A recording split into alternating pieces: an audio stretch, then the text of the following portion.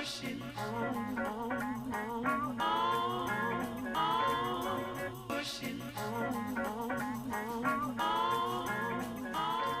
dia a todos e todas. É um prazer estar aqui.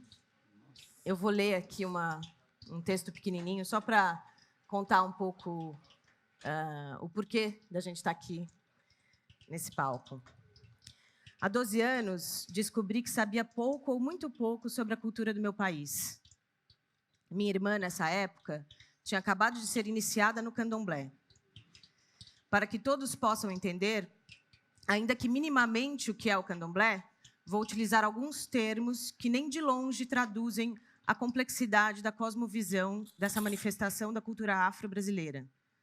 É uma religião politeísta que tem como base o culto a ancestrais divinizados, denominados de orixás, e cuja origem está ligada à chegada forçada de milhões de africanos arrancados de sua terra, culturas e famílias com o cruel objetivo de serem escravizadas por portugueses e brasileiros na exploração agrária, da cana-de-açúcar, do algodão, do café e de outros produtos, da mineração, no extrativismo, no comércio e até mesmo nos trabalhos domésticos.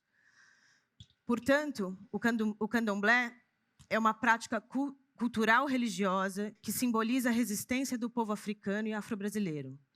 E sua persistência em resistir é conferir um sentido libertador a vidas marcadas pela escravidão e pelo racismo. Os orixás são deuses e deusas, cada um com seu arquétipo, cor, toque musical, dança, mitos e elemento da natureza através do qual se manifesta. Cada um desses deuses também tem suas comidas e receitas preferidas, a chamada comida de santo. Para que uma pessoa se conecte com um desses deuses, é preciso que não só toque e dance para ele ou ela, mas que cozinhe sua comida de santo predileta, segundo a tradição de cada terreiro, cada nação. Nas festas e rituais de terreiro de candomblé, verdadeiros banquetes são preparados e servidos a essas divindades. Ao me deparar com tamanha riqueza cultural, manifestada em tantos aspectos, veio à minha cabeça uma pergunta simples. Por que é que aprendi mitologia grega nas escolas e nunca ouvido falar com mais profundidade sobre a mitologia dos orixás, num país em que pelo menos 56% de seus habitantes são negros e pardos? Aquilo me pareceu um dos reflexos mais duros do racismo estrutural tão arraigado no Brasil. Senti-me também enfurecida e revoltada por constatar como uma das matrizes formadoras da identidade cultural de um povo pôde ser alienada de maneira tão brutal de nossos estudos históricos e memórias afetivas. Quem perdeu e perde com isso são os brasileiros, que seguem com sua identidade religiosa e cultural frágil e fragmentada. Resolvi, portanto, pesquisar cada vez mais sobre a comida de santo e, com a permissão e bênção de algumas mães e pais de santo, sacerdotes e sacerdotisas do candomblé, criei um menu degustação inspirado nos arquétipos e comidas de alguns desses inúmeros deuses e deusas. Estava encantada com esse universo e queria que todos os brasileiros que ainda não o conheciam, ou mesmo pelo qual tivessem algum tipo de preconceito, se encantassem como eu, ao me deparar com tanta beleza. Esse era o maior objetivo desse menu que criei e servi por tantos anos no meu restaurante, o Clandestino. Mas não estou aqui hoje para falar do meu menu, nem muito menos para contar de técnicas culinárias que usei para criar cada etapa dessa experiência. Eu estou aqui, em solo português, para apresentar esse casal afro-brasileiro que tive a sorte de conhecer nesse percurso e aprender ainda mais sobre esse rico universo. Ieda de Matos é chefe de cozinha da Casa de Ieda, em São Paulo, e nascida na Chapada Diamantina, verdadeiro paraíso no interior do estado da Bahia. É mesmo. E Zé Carmo é bibliotecário e filho de santo há mais de 25 anos do terreiro Axaloiá, de pai Júlio Braga, em Salvador, uma das cidades berço da cultura iorubana no Brasil. Esses dois amigos, hoje irmãos, me ensinaram e ensinam tanto que foi com eles que descobri um dos propósitos da minha trajetória profissional e de vida. Sou uma mulher branca privilegiada, de elite, com dupla nacionalidade brasileira e portuguesa, além de descendente de italianos. Com algum empenho, consigo rastrear toda a minha árvore genealógica e cada vilarejo de onde vieram meus antepassados. As pessoas negras brasileiras, infelizmente, não podem fazer essa pesquisa com grande parte de seus ancestrais, pois esse direito, entre outros, lhes foi aniquilado há muitos séculos em navios negreiros e fazendas de seus senhores, já em solo brasileiro. Contudo, conto tudo isso para dizer que estou aqui, a convite do Congresso dos Cozinheiros, para ser ponte entre um mundo onde há pessoas brancas, em sua maioria, que já nascem com as melhores condições e oportunidades para se desenvolverem com liberdade, e um outro, no qual há pessoas com enorme dificuldade de acesso ao que há de melhor, desde seu nascimento até o ingresso de uma universidade. Infelizmente, essa desigualdade de oportunidade e acessibilidade não é realidade exclusiva do Brasil, e essa reparação histórica é dever de todas as nações, com forte ênfase em muitos países europeus.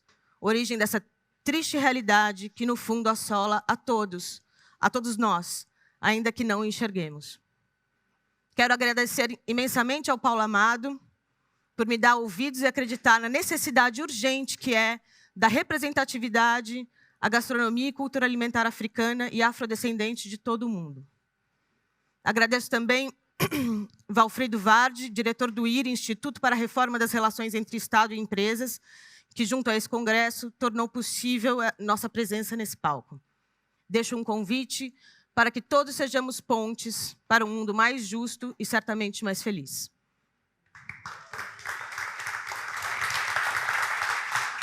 Você conduz aí, Bel? Deixa eu só ver. Desliga para mim aqui, Bel, por favor. Você que está familiarizada com o fogão. Então, pronto. Bom, onde eu deixei? Zé, vamos começar aqui a apresentação? Bora, bora. Eu vou Cuidado com sua cara de ali. apresentar rapidamente. Não vou falar muito do meu menu, porque eu não vim aqui para isso, mas eu vou apresentar a apresentação que eu fiz para o menu, para vocês entenderem um pouco sobre os orixás e os aspectos, enfim, mitos. E o Zé vai falar um pouquinho sobre eles. Vou começar com Exu. Você quer falar, Zé? Depois a gente faz isso. Sim, pronto. O Dendê tá ativo. Já é boa tarde, né? Não, é bom dia ainda. É bom dia ainda? Estou todo atrapalhado, minha gente. Me desculpem. Então, bom dia a todos, a todas. É um prazer estar aqui junto com Ieda e Bel. E a gente está falando especificamente de uma das nações de Candomblé, que é uma nação iorubana, né? A gente sempre precisa lembrar que esse período de tráfico negreiro foram 3 grandes grupos que foram levados ao Brasil. Então, houve uma primeira grande leva, que são os Bantus, né? Então, Congo, Angola. Depois, os Jeje, então a gente está falando mais de Dahomey. E o terceiro grupo são os Yorubás, e foram esses que tiveram grande hegemonia cultural no Brasil.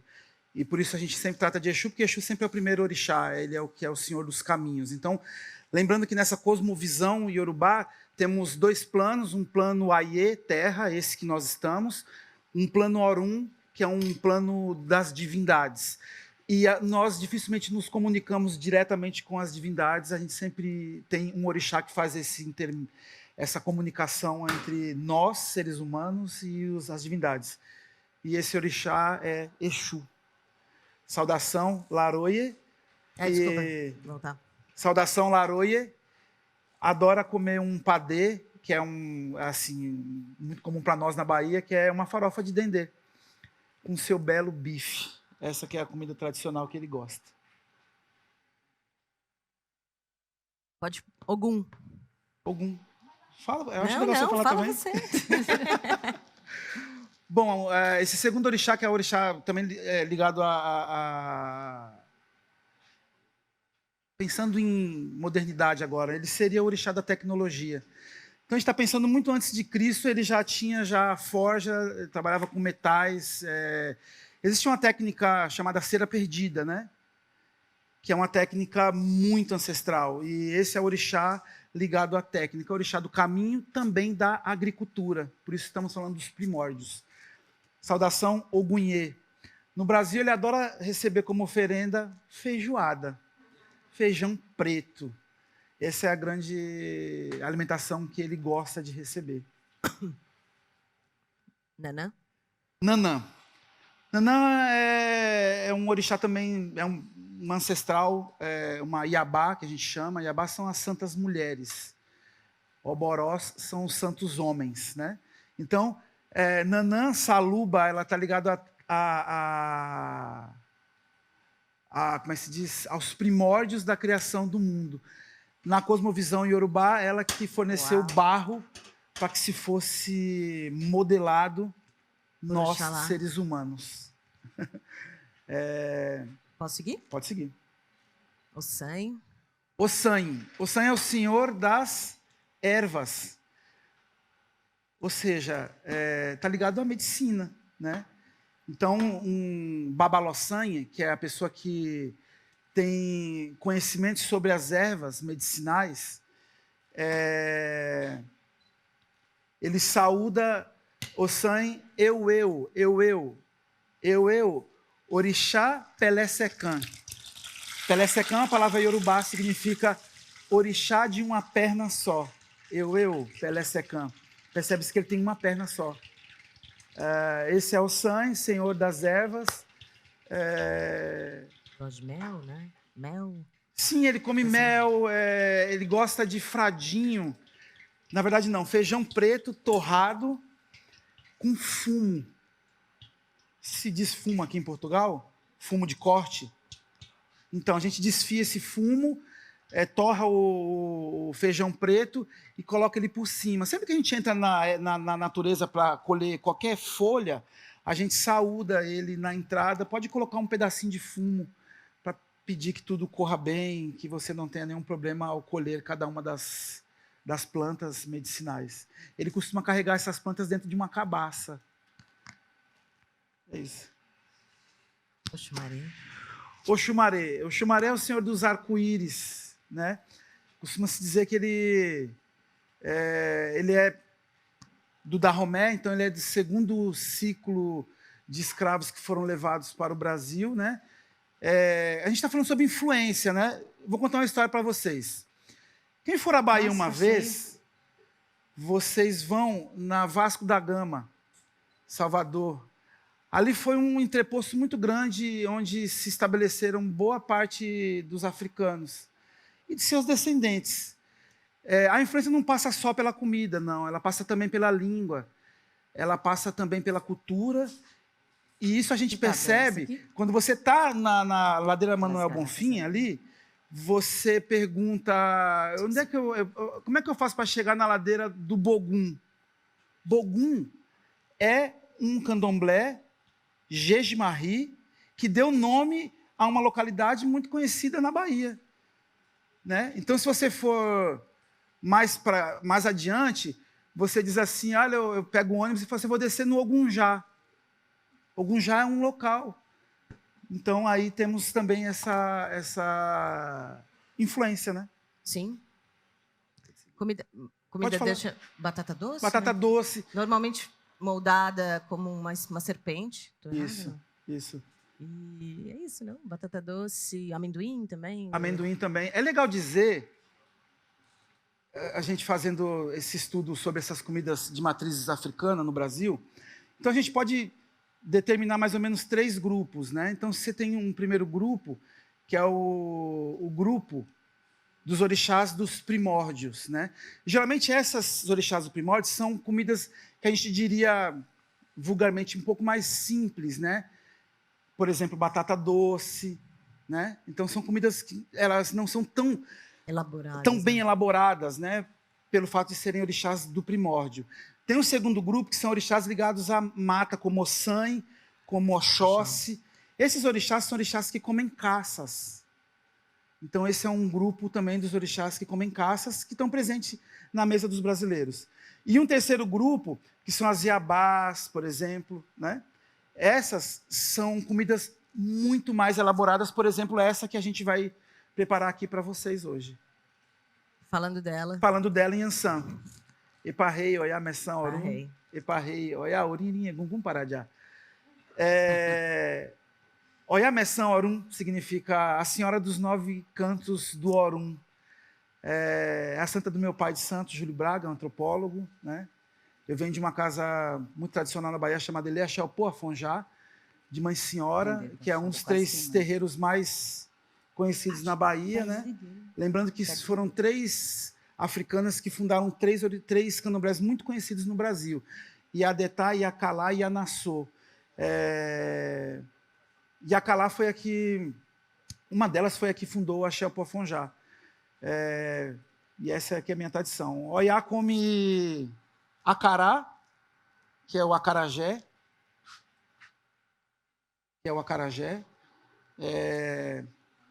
Frito no dendê. No início, essa comida era servida na rua, né? Então, ela era servida só o bolinho. A gente chega mais ou menos na década de 40, 50, não só no Brasil, como em todo mundo, você tem os fast foods que chegam. De certa forma, eles resbalaram por essa tradição de comida de rua. Então, passou-se a comer esse bolinho recheado com outros ingredientes, que é o que nós vamos fazer aqui hoje, ainda depois vai falar sobre eles, né? Não é nada industrializado, mas ele serve como se fosse um sanduíche. Ele tem ele carrega um pouco essa ideia da comida servida na rua com ingredientes dentro. É isso. Sim, sim. Bom, depois a gente fala depois como é feito, né? Oxóssi. Okiaro, Oxóssi. Okiaro é a saudação. Oxóssi, ele é o caçador, né? Então ele entra nesse segundo grupo. É um orixá que gosta muito de caças, né? Uma comida que ele muito come é chamada axoxó, que é o milho amarelo, né? As pessoas podem me perguntar, Zé, mas assim, milho não é africano. Então, é isso. São ingredientes americanos que retornam à África e que passam a ser utilizados na África. Então, você tem o Oxóssi, por exemplo, que come milho amarelo. Então, tem todo esse intercâmbio entre ingredientes e cultura. É interessante notar que os africanos retornados à África, eles eram chamados de agudás. E eles, quando retornaram à África, se você for à Nigéria, você vai perceber é muito interessante você perceber as mesquitas, elas são construídas como igrejas católicas, feita pelos agudás que foram levados ao Brasil, aprenderam essa arquitetura, retornaram à África com a islamização. Eles usaram o conhecimento que eles tinham, construíram mesquitas em formato de igrejas. Então, o intercâmbio passa por várias áreas do saber. Você falou que ele é caçador. Sim, é o caçador, Oxóssi, Okiaro. Iemanjá. Iemanjá é o santo de cabeça de Ieda. Iemanjá Nossa senhora, falando isso, eu esqueci de trazer meus livros para cá, depois eu preciso trazer. Se puder pedir. Iemanjá. Então a gente volta ao Brasil, a gente percebe que uma das maiores manifestações de Iemanjá, que demonstra uma coisa muito interessante no Brasil, que é um país que a gente ainda vive muito na pele o que é o racismo, mas que no final do ano todas essas pessoas vão à praia e atiram rosas a Iemanjá. Né? Iemanjá. A saudação dela é Odoia, Eruia, Odoia. Ela é um santo também que come milho amarelo, milho branco, com a base que a Ida vai explicar depois quando falar sobre alimentação aqui, né? Eu acho que é isso, Odoia. Quando forem à Bahia, então no Rio Vermelho tem uma estatuetinha lá de Iemanjá, né? Sim. Não, 2 de fevereiro, dia 2 de fevereiro, festa no mar. É a grande festa, né? É a grande festa. Para, né? Salvador? Salvador para essa festa. E no Réveillon, não sei se alguém já passou o Ano Novo no Brasil, todo mundo se veste de branco e joga rosas para o mar. É para essa deusa que a gente está... Pula 7 ondinhas. Pula 7 ondas, enfim. Independente de ser católico, evangélico, todo mundo faz esse ritual quase inconsciente e homenageia Iemanjá, que é a mãe também de todos nós. Xangô. Xangô, Kabiyesile. Esse é o grande rei. Então, esse é o rei de Ọ̀yọ́, fica na Nigéria. Ele tem como símbolo um machado e as cores que ele gosta de usar é vermelho e branco. É o santo fundador do Axé Pofonjá. Meu avô de santo é de Aganju, que é Obaraí. E um irmão de santo que eu gosto muito, que é Reinaldo. Ele come uma das comidas que a Eda vai falar sobre aqui, que é o amalá, que leva outro nome. E Eda também vai falar sobre esse nome. E é isso, é o Senhor da Justiça. Então a gente, quando saúda esse orixá e faz comida para esse orixá, a gente sempre pede justiça, sobretudo justiça. Do fogo e do trovão, né? O fogo e o trovão. Isso aí, Bel. Essa é uma Iabá, como a gente falou, então as santas mulheres são conhecidas como Iabá. A Bel fez um prato muito bonito, ele mostra toda a delicadeza dessa santa, né? A saudação dela é Oreieieu, e ela usa como fio de conta são essas guias, né? Ela usa o fio de conta, ele é transparente e amarelo, lembra ouro, né? Que é o símbolo dela, ouro. É a Senhora das Cachoeiras. Ereieieu Yafideriomon. Yafideriomon significa a mãe que enfeita os filhos de ouro. Em Yorubá. Também deusa da fertilidade. Deusa da fertilidade, isso. Ela come uma comida chamada Omolocum, que é feijão fradinho, temperado com bambá, que é camarão batido com camarão seco defumado, que temos de ótima qualidade no Brasil, frito, e ele é temperado e faz esse guisadinho com feijão fradinho. E em cima sempre levam ovos, porque o ovo é o símbolo da fertilidade, que é o que a Bel falou. E, nesse caso, eu fiz uma sobremesa com ovos, enfim, porque o menu era um menu degustação. Se a gente fosse fazer exatamente a comida de santo, todo mundo sairia rolando, porque a comida de santo é sempre muito farta, enfim, é só uma... E é muito interessante, porque quando eu fui chamado para comer o menu orixás, Bel me convidou, a gente sempre vai com um pezinho um pouco atrás, né? Mas eu me surpreendi muito, porque a Bel não é uma pessoa iniciada, mas ela teve uma sensibilidade muito grande de visitar candomblés, de estudar, de aprofundar. Inclusive, preparações que ela fez, eu disse assim, Bel, nossa, como é que você teve esse... Ela nem imaginava que estava fazendo mensagens subliminares sobre aspectos religiosos, sagrados, inclusive até preceitos religiosos que não são nem ditos, mas que parece que ela teve uma intuição muito boa e... fluiu. Continuo sem saber o que é, mas... Algumas coisas eu disse. O candomblé tem muitos segredos, né? Muitos... A gente chama fundamentos, né? Fundamentos, exato. Meu pai, Oxalá, na verdade eu sou de um orixá mais novo chamado Oxaguian, que é o orixá da guerra. Oxalá é o grande pai, por isso fala orixá Inlá. Significa o grande orixá, o grande pai. Então ele é orixá que é o orixá ligado aos orixás mais antigos da Terra. Ele é o orixá que traz paz. Então a gente costuma, sempre quando a gente fala com as pessoas, assim, eu digo, Bel, que orixá, que Oxalá lhe cubra com seu alá, para trazer paz. E inclusive ele foi um dos orixás mandados à Terra para trazer paz e apaziguar a guerra. Ele come a caçá. A caçá, aquela preparação que a Bel fez, ele usa palha de bananeira? De bananeira, né? Geralmente ela é passada no fogo, né? Porque aí ela fica maleável, ela não quebra. Embalada, milho branco. Então a gente bate esse milho branco, dá o ponto, quente mesmo, a gente embala, fecha e ele fica em forma piramidal, né? É isso, a conta dele é branca e a saudação dele é Epababá. Exeuê, Epababá. E foi para ele que Nanã forneceu o barro para fazer os seres humanos. Para fazer os seres humanos, isso. Ele também é o nosso criador. Sim.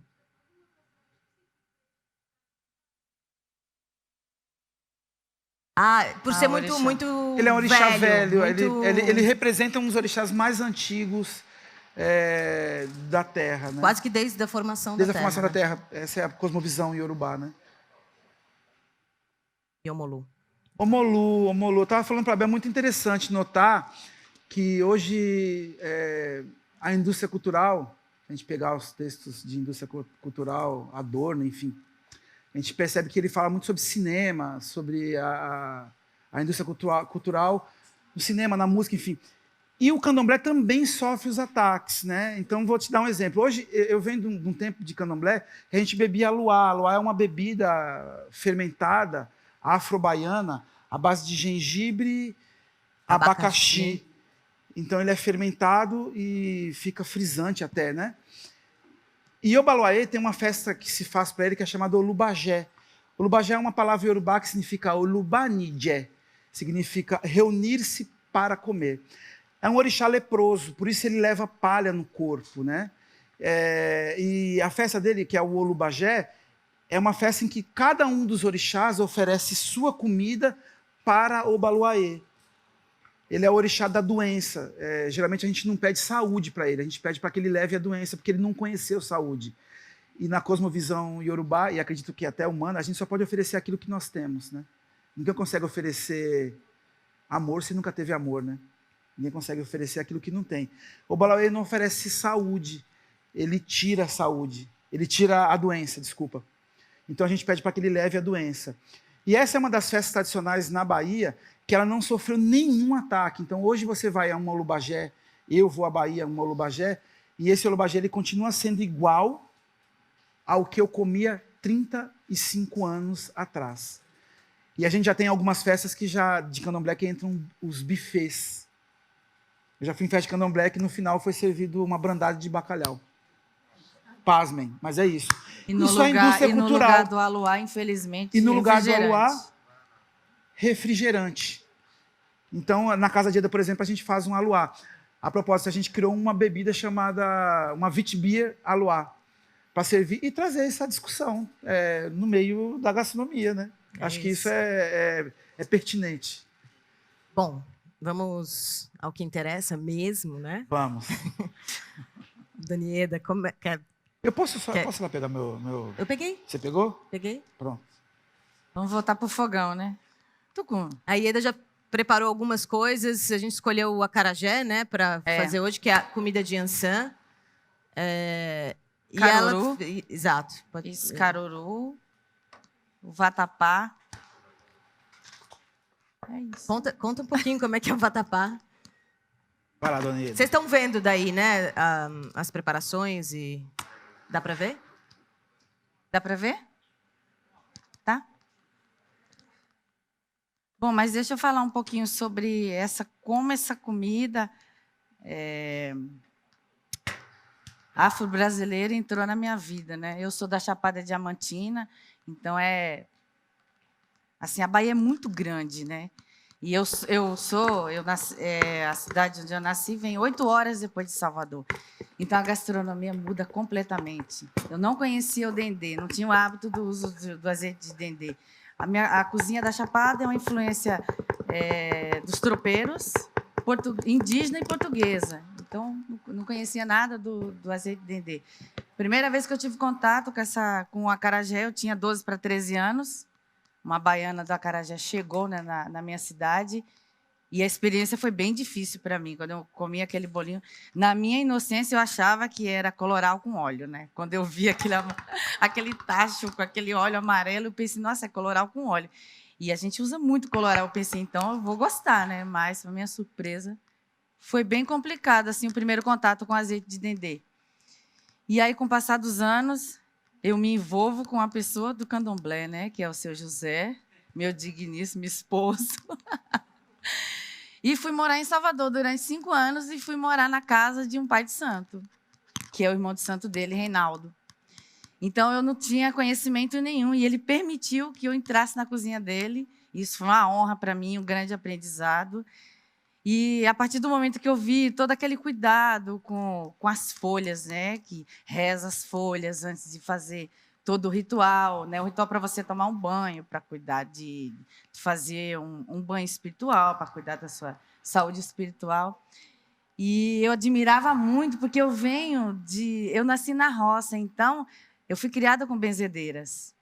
E aí, a partir do momento que eu vi aquela cena, aquele cuidado com as folhas, eu fui associando as coisas, né? Porque eu também cresci ouvindo todo esse preconceito da religião africana, né? Da religião do candomblé, né? Ah, não é, você não deve seguir essa religião e tal. E aquilo mexeu muito com a minha cabeça. Embora na Chapada já tinha os jarés, que também é uma religião de matriz africana, com influências, né?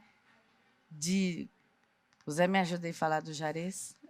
O jaré a gente pode dizer que é um sincretismo religioso, aí onde a gente mistura religiões diferentes. Então você tem na Chapada os xamãs, né? Que participam do jaré também, né? Se a gente pegar esse livro novo do Itamar, por exemplo, o Torto Arado, ele cita em vários momentos jaré. Jaré, porque um dos personagens, que é o pai das duas meninas, ele é uma pessoa que recebe as pessoas em casa e faz tratamentos espirituais do jaré, que é a mistura de catolicismo, kardecismo e as tradições indígenas do Brasil. Mas a minha família nunca tinha falado nada disso para mim. Então, eu me tratava realmente só com as folhas das benzedeiras, né? E no candomblé eu me deparei com isso, esse cuidado com as folhas, né? Que tem no candomblé, rezar as folhas. E aí eu fui associando e fui gostando cada vez mais e me apaixonando pela cozinha. E aí ele me permitiu que eu entrasse na cozinha até na hora de fazer a comida do sagrado, né? Porque tem o sagrado e o profano.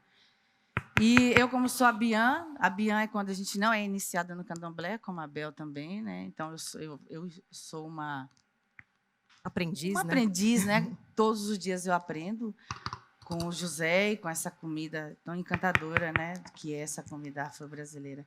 E meu envolvimento com essa comida começou assim. E aí ele foi deixando eu me aprofundar cada vez mais, eu me apaixonei e eu busquei entender como era essa comida, né? Tanto no profano, no sagrado, quanto no profano, né? Então eu entendi que são comidas que você faz e que serve para os orixás, oferece para os orixás, né? E depois ela vai para o profano para servir para as pessoas. E foi então que eu aprendi realmente a fazer essa comida, que eu me encanto cada vez mais. E todos os dias eu descubro uma novidade, né? Porque é uma comida totalmente diferente da minha, né? E hoje eu fiz o vatapá. Então, eu fui descobrindo as coisas aos poucos. Eu apanhei bastante, né? O caso do vatapá. Meu vatapá eu faço com inhame. O bambá, que é a cebola batida com camarão, é a base principal dessa comida afro-brasileira, né? Você bate o camarão já com a cabeça do camarão de preferência, que é ali que está todo o sabor, né? Tira o olho, porque o olho deixa amargo, e bate com essa cebola e é a base. O dendê, aí puxa esse bambá, eu acrescento o inhame, depois eu coloco amendoim batido com leite de coco, castanha, finalizo com gengibre e eu dou o ponto nele com farinha de mandioca. Por que eu uso farinha de mandioca? Porque a minha cozinha, né, o meu restaurante Casa de Ieda, eu abri ele com um propósito assim, de voltar às minhas origens. A gente usava pouca farinha de trigo. Eu vim conhecer farinha de trigo muitos anos depois, não tinha. Então, tudo que a minha mãe fazia, minha avó, era com farinha de mandioca. E aí eu associei, por que não usar uma farinha de mandioca para dar o ponto no vatapá? E deu super certo. Então, eu sou daquelas que eu procuro tirar a farinha de trigo da minha culinária, né? Eu costumo falar que menos farinha de trigo, leite condensado e creme de leite, que é a base da minha cozinha. E eu acredito nessa cozinha que dá para você trabalhar sem usar esses ingredientes, né? A não ser que seja muito necessário. Mas na minha cozinha eu acredito, e eu tenho um restaurante já há 4 anos e deu super certo, né? Vale lembrar que se a gente fizer uma pesquisa bibliográfica, o vatapá ele entra como, se a gente pegar Câmara Cascudo, se pegar Manuel Quirino, que foi uma das pessoas que fez o primeiro compêndio sobre comidas africanas da Bahia, o vatapá ele vai estar associado à sorda portuguesa, de alguma forma. Usa pão, usa pão. Só que essa é uma oferenda de Oxum, que a gente pode chamar ela, quando é feita de inhame, de ipeté.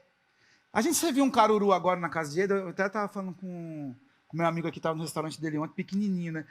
A gente preparou um caruru para receber 50 pessoas, pareceram 200 pessoas.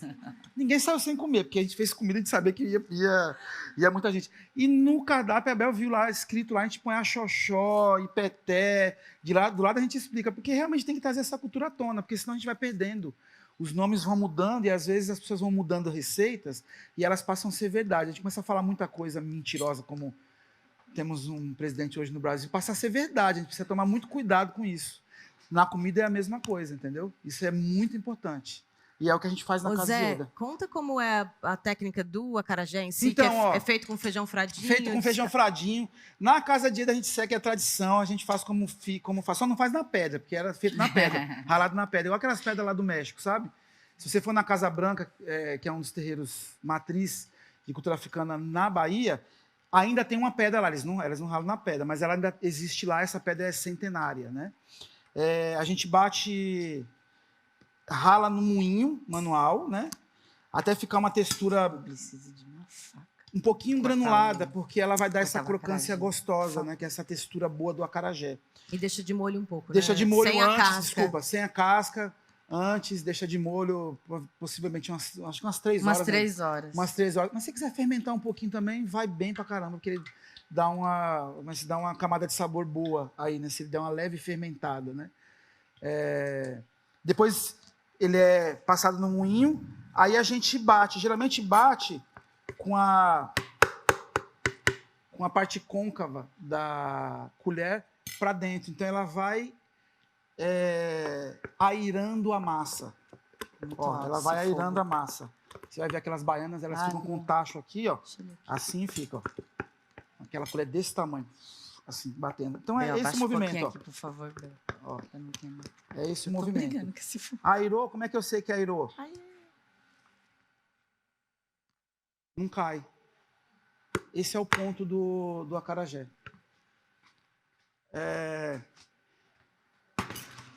A gente vai falar também de uma preparação muito comum que está caindo em desuso na Bahia. Chama-se abará. Abará é a mesma massa do acarajé. O que a gente faz? Eu preciso de um recipiente aqui.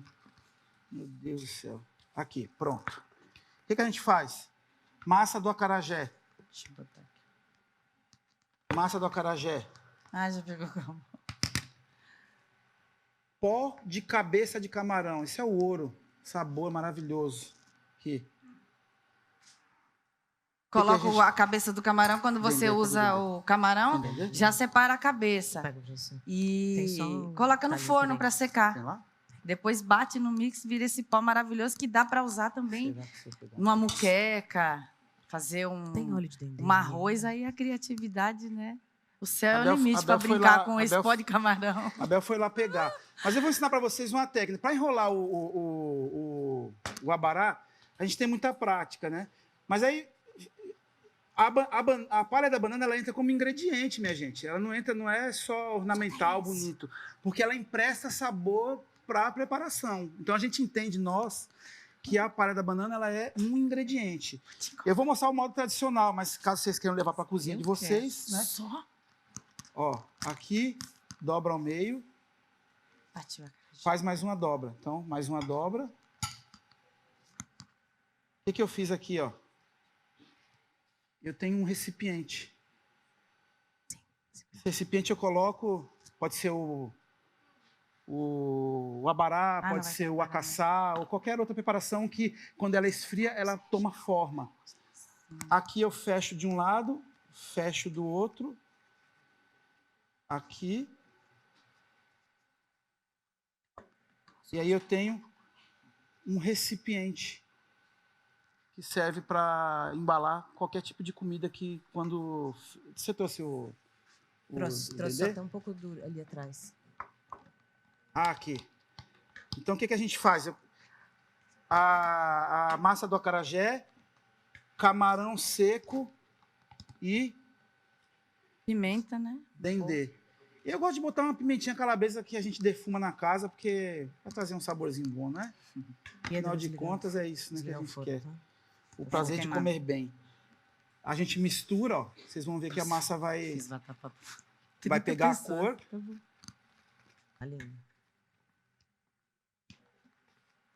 ela vai perder um pouco do airado, mas é importante airar porque ela vai dar Deixa eu ver como é que o abará depois de cozido, porque diferente do acarajé, o abará é cozido no vapor. É assim que a gente faz. Então vocês podem perceber que... O Zé, e é a mesma dobradura do acaçá, né? Do acaçá. Que então vocês você tem viram uma aquela massa... pirâmide, né? Isso, você tem uma massa amarela com um camarão seco defumado. Ele já tem um pouquinho de sal, você só acerta o sal. Se quiser botar uma leve pimentinha, também vai bem. Como a gente embala... Segura aqui para mim, Léo. Sim. Por favor. Palha de banana. É legal pensar nas ranhuras, ó. Tá vendo? Elas ficam do lado de fora, porque traz beleza também. Um camarão, tá dentro de uma sacola lá, um camarão plástico. E a gente bota no meio. Não, tá nas bancadas. Da preparação. É muita coisa. Embala para um lado, embala para o outro. Por isso que eu ensinei aquela técnica lá, porque aqui é mais complexo. Embala para um lado, embala para o outro.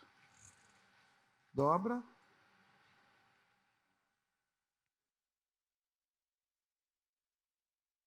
Olha que coisa linda, gente. Cozinha no vapor, né?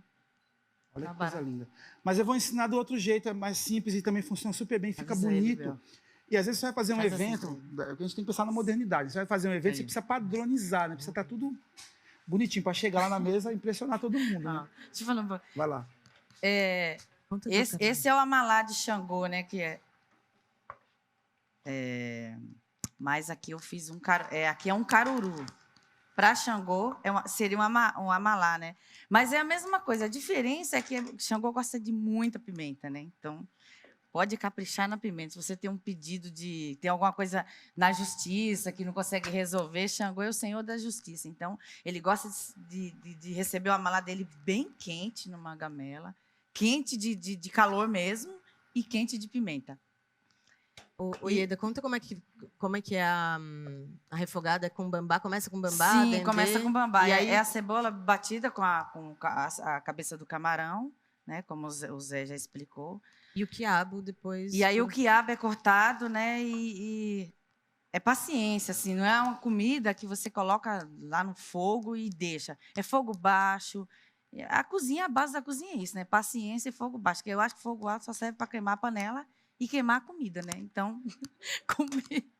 E essa principalmente, pressa, porque ele gruda muito na panela, né? O quiabo tem muita baba, né? E nunca, jamais tirar essa baba, porque se for para Xangô, ele vai ficar muito bravo. Ele quer o quiabo. E para servir o acarajé também, ele tem que ser assim, né? Então, é fogo lento, vai deixando ele dar o ponto. Ó, o ponto dele é esse, ó. Não tem segredo aqui, não tem farinha nenhuma. Você não usa nada para dar o ponto nele, é natural mesmo. Por isso que é a importância do fogo baixo. Vai querer comer, não vai ter. E é isso. Esse é o caruru, que serve junto com o acarajé. Ieda, Chegou o monta um só para todo mundo ver. Não, é camarão. Isso aí é gengibre. Eu acho que a montagem que tá aí não dá para ver essa daqui, ó. Eu vou esperar ele trazer o camarão. E esse aqui é a salada, né? Seria uma salada verde, mas a gente fez um improviso aqui com um tomate maduro, né? Mas o ideal é um tomate verde. E voltando ao que o Zé falou, né? A história dos fast food, da comida americana, dos lanches, entrou essa saladinha também, que vem esse frescor no acarajé, né? Além da beleza, vem o frescor. Foi tudo muito bem pensado. Que é aqui que aparece. Yara, eu tinha uma pergunta. Vocês usam muito coisas batidas.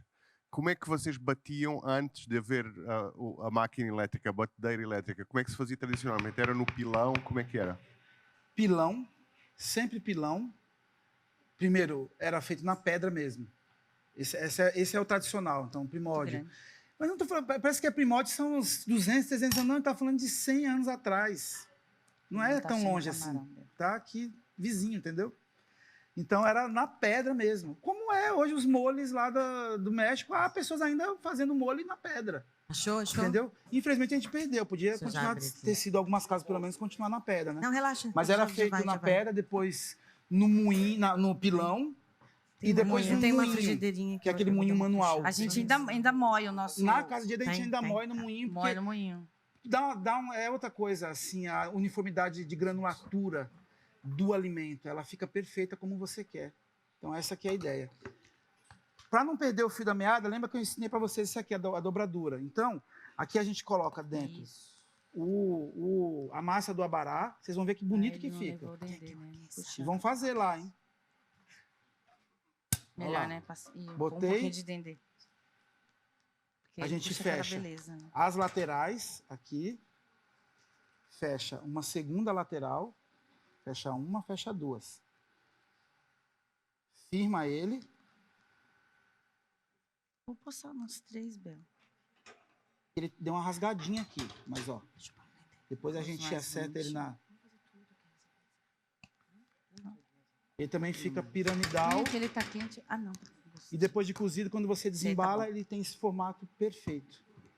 Essa é a ideia desse outro modo de dobradura para fazer o abará ou o acaçá. Gente, olha, não posso esquecer de falar para vocês. Ainda tem um livro chamado Iemanjá, Aves e Pescados. Então, são releituras que ela faz de receitas tradicionais do candomblé. Da edição, essa é a primeira, Oxum. Essa tem uma participação da Bel Coelho, com uma receita, da Ieda, na Célia, e foi escrita pelo chefe Carlos Ribeiro. E sobre tudo isso que a gente está falando, tem um grande antropólogo baiano chamado Pai Wilson, professor, né, doutor, Wilson Caetano, que também é babalorixá, que é esse comida de santo que se come. Aqui tem um texto incrível, sensacional, como esses outros dois, e várias receitas. Se alguém quiser comprar, depois a gente está vendendo um precinho bem módico para vocês. Tá bem? Foi. É isso? Nossa, que bonito. Posso? Alguém tem alguma pergunta? Eu queria perguntar uma coisa sobre o dendém. Ou seja, vocês têm diferentes gradações de dendém, tem o creme, porque em África a gente tem o óleo de palma, o dendém normal, depois ainda temos aquela, o que é digamos, a nata do A nata, dendém. que a gente chama de bambá. Vocês chamam de bambá. Então, Bambá. falem um pouco como é que vocês trabalham o dendém, quais são as gradações, digamos, do óleo. A gente, como restaurante, e tradicionalmente que a gente pesquisa a cultura, a gente usa um dendê que é chamado dendê de pilão. Porque a indústria de dendê no Brasil, se qualquer um pegar e pensar no dendê, você pensa Bahia. Nossa, Bahia é o maior produtor de dendê. Não, tá errado.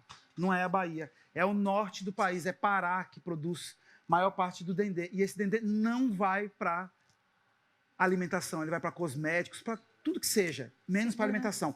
A gente passou recentemente por uma crise do dendê. E o dendê é tão importante que para a gente é um grande problema. A gente enfrentou um grande problema. O dendê que custava, o litro custava... Quanto custava o litro, Eda? Tava... R$10. 18, por aí. Não, entre 12. 10 e 15. Entre 10 e 15. Esse mesmo litro passou a custar R$35, R$40. Pasmem. Porque acabou a distribuição, eles cortaram a distribuição, queria dando mais dinheiro, vender para outros fins que não os alimentícios. Por isso que é importante você ver. Aí a indústria de dendê de pilão, que é o dendê feito no pilão, ele não é industrializado, ele é feito no pilão. Vale lembrar que o dendê não é uma fruta nativa do Brasil, ela não é endêmica do Brasil. Ela foi aclimatada no Brasil muito bem, trazido por nossos ancestrais africanos. Isso é importante dizer, porque as pessoas pensam, não, ela não é endêmica do Brasil. Ela foi aclimatada no Brasil. Mas para alimentícia, geralmente vem na garrafa, 1/3 dela é essa parte mais cremosa, que a gente chama de bambá, e o restante ele é mais líquido. Esse é o dendê que a gente utiliza no Brasil, em geral. Nós, Casa de Eda e alguns restaurantes, ainda ajudamos os pequenos produtores que fazem o dendê de pilão, porque para a gente é muito importante. O dendê de pilão. Acho que essa que é a ideia. Bom, aqui tem o dendê que a Ieda recheou já. Se alguém quiser provar, tem algumas aqui. Eu falei dendê? Falou. Aqui tem o acarajé. Voltando aqui, eu fiz um molho, né, que chama o molho nagô. Ele leva também o bambá, a base da cebola batida com camarão. E eu fiz uma adaptação da pimenta aqui, que o certo é a pimenta malagueta, né, Zé? Pimenta malagueta, isso. Então, eu fiz com a dedo de moça, né? Não arde tanto quanto a malagueta, porque o acarajé, quando você chega em Salvador, as baianas perguntam, vocês querem quente ou frio? E não se engane achar que quente é porque está saindo do dendê naquele momento. Não, é quente, é pimenta. E é pimenta, assim, de arder a alma, tá? Eu caí nessa, porque eu sou uma baiana da Chapada e eu caí nessa daí. Eu falei, pode me dar bem quentinho. Meu Deus do céu, fui na lua e voltei. É muita pimenta. Falou que é verde? Falei, o tomate é verde. E esse é o acarajé. Ele vem assim, com o camarão por cima, a saladinha. E aí é só pimenta, um bom aluá para acompanhar, se tiver, né? E é uma comida de santo, minha gente. E Não uma se comida de enganem, santo. isso é comida de santo. Tem um antropólogo chamado... Eu esqueci o nome dele, mas enfim, ele cita o Nietzsche no Zaratustra, que diz assim, que todo santo tem que dançar. E ele fala assim, o nosso tem que comer também, dançar, e precisa comer especificamente. Porque nas religiões de matriz africana, a comida está presente em tudo, na sacralização dos espaços. Ela está presente nos ebós, que são os tratamentos espirituais que nós fazemos. Ela está presente no momento de comunhão dos adeptos com os seus santos. Então, a gente faz as oferendas. As oferendas são recebidas pelos orixás. Depois tem uma mesa fria, onde os adeptos comem junto com o santo. É chamado mesa fria. Enfim, a comida está presente em todos os momentos. E a nossa ligação com os orixás, ela se dá especificamente através dos orixás. Isso aqui são comidas de tabuleiro. Então, a gente está falando de escravas de ganho do século XVII, XVIII, que iam à rua vender seus quitutes para comprar sua liberdade. Essa comida, ela extrapolou os tabuleiros e fez parte, hoje, de uma cultura gastronômica de um país, de uma região. Isso é legal a gente sair com esse recado daqui. Zé, temos que terminar, Perfeito. infelizmente. Alguma pergunta? Alguma...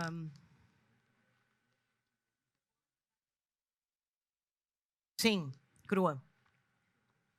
É crua. Você pode Cebola bater crua. ela, você pode bater ela com água, não há problema. Mas ela precisa ficar bem processada. Depois, uma peneirinha, você põe e vai escorrer o líquido, porque o líquido não pode Ela fica assim, ó. É. Mas essa é a cebola do acarajé. Você perguntou a cebola com o camarão, né? Então, A do acarajé As é duas essa são batida. cruas. já bate a cabeça do camarão ou o camarão com a cebola. É essa a base. Depois a airada, ela duplica, fica mais branquinha. Aí que você entra com sal e um pouquinho de cebola e Que continua é essa batendo. massa aqui, né? Pessoal, bem? Ainda tá airando. muito obrigada a todos. Aqui temos os livros, tem as receitas, fiquem à vontade. E eu fiz muito batata. Era pra você. Muito obrigada. É isso, né? Tá bom. Ficou bom. Muito obrigado. Parabéns por esta aula fabulosa. Foi incrível. Dá vontade de ir viver com vocês. Vamos. Bora pra lá. A gente também quer viver com você. A gente vive um pouquinho aqui, você vive um pouquinho lá. Mas é realmente fantástico perceber a complexidade deste universo gastronómico que está associado com esta fusão de cultura africana e brasileira, não é? E eu acho que é um campo tão vasto para explorar e para estudar que os estudantes de culinária deviam aprofundar mais esta coisa, porque eu acho que nós, portugueses, podemos também tentar encontrar a ligação, a ponte, o caminho, mas sobretudo a técnica. Isto são comidas que aparentemente são simples, quase rústicas, mas que têm uma técnica extraordinária. E isso é absolutamente fascinante e acho que devíamos todos tentar aprender um pouco mais sobre isto. E dentro desta lógica de procurarmos uma conexão africana, é muito interessante porque dá-nos o grande plano sobre o religioso, mas também nos traz técnicas e sabores e ingredientes que são bastante proveitosos para este caminho que é preciso fazer de valorizar a cozinha dos diferentes países da África. Muito obrigado. Obrigado por ter trazido esse ouro. Obrigado.